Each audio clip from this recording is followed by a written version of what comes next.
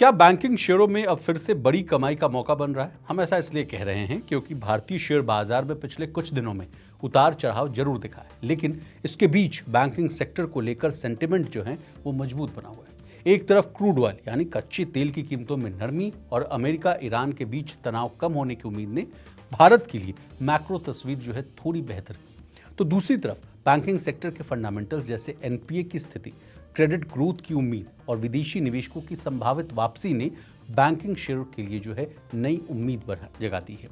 इसी बैकड्रॉप में एनालिस्टों ने जो है 6 बैंकिंग शेयर्स चुने हैं जिनमें अगले 12 महीने में 17% से लेकर 26% तक की अपसाइड की संभावनाएं जो हैं वो बताई गई हैं। यानी बाजार का संकेत साफ है कि अगर ग्लोबल माहौल ज़्यादा नहीं बिगड़ा, क्रूड जो है वो काबू में रहा और एफपीआईज जो हैं वो लौटे, तो बैंकिंग शेयर आगे जो है जबरदस्त प्रदर्शन कर सकते हैं। तो नमस्कार, आप देख रहे हैं मनी 9 और मैं हूं आपके साथ विशाल शर्मा। तो क्या है बड़ी कहानी, क्या है बड़ी रिपोर्ट, इससे जो है कहानी की शुरुआत करते हैं। देखिए, बैंकिंग सेक्टर को लेकर जो व्यू बुलिश बन रहा है उसके सबसे पहले जो 6 कारण है वो समझ लीजिए। पहला कारण बताया जा रहा है कि क्रूड ऑयल की कीमतों में नरमी आई है, यूएस ईरान तनाव कम होने की उम्मीद जो है वो बनी हुई है। भारत के लिए मैक्रो पिक्चर पहले से बेहतर दिख रही है। एनपीए यानी जो है खराब कर्ज फिलहाल जो है वो नियंत्रण में है यानी काबू में है। एफपीआई और एफआईआईज यानी जो फॉरेन इंस्टीट्यूशनल इन्वेस्टर्स हैं उनकी वापसी की संभावनाएं बन रही, इसीलिए 6 बैंकिंग शेयरों में 17 से 26% का अपसाइड जो है एनालिस्ट बता रहे हैं। अब अगला सवाल आपके मन में यह आ रहा होगा कि कौन कौन से वो शेयर्स हैं, उनके लिस्ट भी हमको बता दीजिए। तो चलिए, सबसे पहला नाम है आईसीआईसीआई बैंक का। इसमें अपसाइड पोटेंशियल जो है वो 26% के आसपास का है और रिकमेंडेशन की बात की जाए तो इसको स्ट्रॉन्ग बाई कैटेगरी में रखा गया है।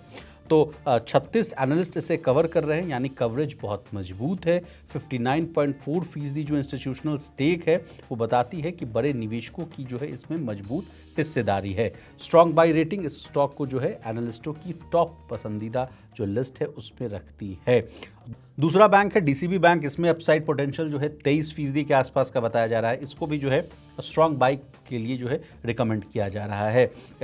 स्कोर जो है इसका 8 है यानी ओवरऑल जो है इसका जो आउटलुक वो पॉजिटिव है। स्मॉल कैप बैंक होने के कारण इसमें तेजी की गुंजाइश भी ज़्यादा है, लेकिन वोलेटिलिटी भी ज़्यादा हो सकती है, ये कहना है एनालिस्टों का। तीसरा बैंक है करूर वैश्य बैंक। इसमें अपसाइड पोटेंशियल 22% की दिख रही है और इसका भी जो है आउटलुक वो पॉजिटिव रखा गया है। बाई रिकमेंडेशन बताती है कि एनालिस्ट को जो है स्टॉक में वैल्यू दिख रही है। मिड कैप होने से इसमें ग्रोथ और री रेटिंग दोनों की संभावना हो सकती है। अगला स्टॉक है सिटी यूनियन बैंक। इसमें सिटी यूनियन बैंक में भी 22% अपसाइड का अनुमान है। 24 जो है एनालिस्ट इसे कवर कर रहे हैं यानी मार्केट जो है ट्रैकिंग इसकी अच्छी बताई जा रही है। 57.7% इंस्टीट्यूशनल स्टेक है यानी काफ़ी मजबूत इसको माना जा रहा है और ये दिखा रहा है कि बड़े निवेशक का भरोसा जो है इस बैंक में अच्छा खासा दिख रहा है। अगला बैंक है सीएसबी बैंक। इस लिस्ट में जो है सबसे ऊंचा स्कोर जो है 10 सीएसबी बैंक का ही। अपसाइड पोटेंशियल 19% के आसपास का दिखा रहा है यानी स्कोर के हिसाब से स्टॉक काफ़ी मजबूत दिख रहा है। लेकिन हम एक अहम बात ये हम बता दें कि इसे सिर्फ 3 एनालिस्ट ही जो है कवर कर रहे हैं, इसलिए इसकी जो है एनालिस्ट कवरेज लिमिटेड है। हालांकि अपसाइड जो हिस्सा कि मैंने आपको बताया 19% का बताया गया है। छठा बैंक है state bank of India. Upside potential 17%, recommendation जो है वो बाई की है और 35 एनालिस्ट की कवरेज बता रही है कि मार्केट इस स्टॉक पर बहुत करीब से नज़र रख रहा है और फिर भी इसको जो है रिस्पेक्टेबल कैटेगरी में रखा गया है। तो ये रही कुछ चुनिंदा बैंकों की लिस्ट। लेकिन अब अगला सवाल ये आ रहा होगा आपके मन में कि बैंकिंग स्टॉक्स को लेकर जो है बैंकिंग सेक्टर को लेकर इतनी जो है बुलिशनेस जो है ये क्यों बन रही है। तो चलिए, उसके पीछे भी 2-4 कारण हैं, उनको भी हम समझ लेते हैं। देखिए, बियरिश मार्केट में भी कहा जा रहा है कि बैंकिंग शेयरों ने जो है रिलेटिव स्ट्रेंथ दिखाई, यानी जब बाजार में कमजोरी थी तब भी बैंक स्टॉक्स ने पूरी तरह जो है घुटने नहीं टेके हैं। अब वो बैंकिंग सेक्टर के पक्ष में यानी उनके पक्ष में जो है कौन कौन सी बातें सामने आ रही है। एक तो बात आ रही है कि एनपीए की स्थिति फिलहाल जो है नियंत्रण में है यानी कंट्रोल में है। बैंकों के खराब कर्ज यानी एनपीए यानी नॉन परफॉर्मिंग जो एसेट्स हैं उनको लेकर बहुत बड़ी घबराहट जो है वो नहीं दिख रही है। ऑपरेशनल लेवल पर जो है बैंकिंग सिस्टम अंडर कंट्रोल दिख रहा है। इसका मतलब है कि एसेट क्वालिटी पर फिलहाल बहुत बड़ा संकट नहीं है। दूसरा फैक्टर है क्रेडिट ग्रोथ बहुत तेज नहीं लेकिन उम्मीद बाकी है। कहा जा रहा है कि लोन ग्रोथ अभी उतनी तेज नहीं है जितनी आइडियली होनी चाहिए, लेकिन रिपोर्ट में कहा गया कि कुछ संकेत ऐसे हैं जो क्रेडिट ग्रोथ के में जो है उसमें सुधार के संकेत दिखा दिखा रहे हैं। अगर लोन ग्रोथ सुधरती है तो बैंकों की अर्निंग्स और वैल्यूएशन दोनों को सपोर्ट मिलेगा। अगला फैक्टर है एफपीआईज लौटे तो सबसे ज़्यादा फायदा बैंकिंग सेक्टर को होगा। रिपोर्ट में साफ कहा गया कि अगर फॉरेन पोर्टफोलियो इन्वेस्टर्स दोबारा खरीदारी करते हैं तो बैंकिंग शेयरों में खरीदारी की संभावना ज़्यादा है। लेकिन कुछ चेतावनी या सावधानी भी जो है इस रिपोर्ट में, तमाम एनालिस्टों की जो रिपोर्ट है उसमें कही गई है। क्या सावधानी बरतने की बात कही जा रही है वो भी समझा देते हैं आपको। देखिए, रिपोर्ट ये भी मानती है कि एफपीआईज का रिकॉर्ड थोड़ा जो है शेकी रहा है। डेटा के साथ मैं आपको बता रहा हूँ कि इस साल की शुरुआत से लेकर अभी तक 3 लाख करोड़ जो है वो सिस्टम से बाहर हो गए हैं। वे कुछ हफ्ते खरीदते हैं और फिर बिकवाली पर लौट आते हैं, ये कहना है इस रिपोर्ट में। इसलिए एफपीआई की वापसी की संभावना है, लेकिन पक्की गारंटी अभी भी नहीं है। तो ये रही बैंकिंग सेक्टर पर क्यों बुलिश एनालिस्ट, ये समझ लेते हैं।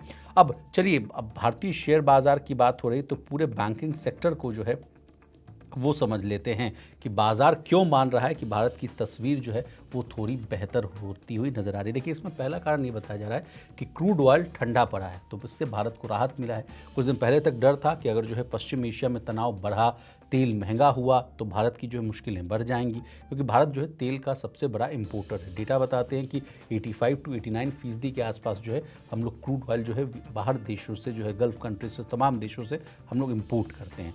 अगर आपके मन में ये सवाल है कि अगर तेल महंगा होता है तो क्या दिक्कत होती है, तो देखिए, पेट्रोल डीजल महंगा हो जाता है, महंगाई बढ़ जाती है, सरकार पर दबाव बढ़ता है, करंट अकाउंट डेफिसिट जो है वो बिगड़ सकता है, रुपए पर भी दबाव आ जाता है, ब्याज दरों को लेकर भी चिंता बढ़ सकती है। लेकिन अब क्या बदलाव हुआ है, क्रूड ऑयल की कीमतें में जो है थोड़ी ठंडक आई है। बाजार को लग रहा है कि भारत के लिए इन्फ्लेशन और एक्सटर्नल प्रेशर का जो खतरा वो थोड़ा कम हुआ है, इससे निवेशकों का कॉन्फिडेंस बढ़ा है।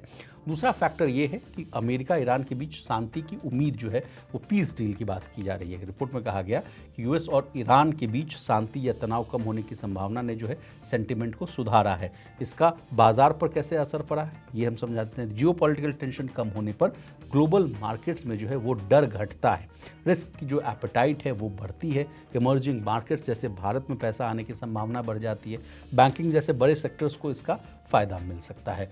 तो ये रही बैंकिंग सेक्टर्स की बात और भारतीय इकॉनमी की बात। लेकिन अब जाते जाते जो है जो डर की बात है, जो चिंता की बात है, वो भी जो है हम आपको जो है समझा देते हैं। क्या अगला प्रश्न आपके मन में ये तो नहीं आ रहा है कि क्या भारत की अर्थव्यवस्था पूरी तरह सुरक्षित है?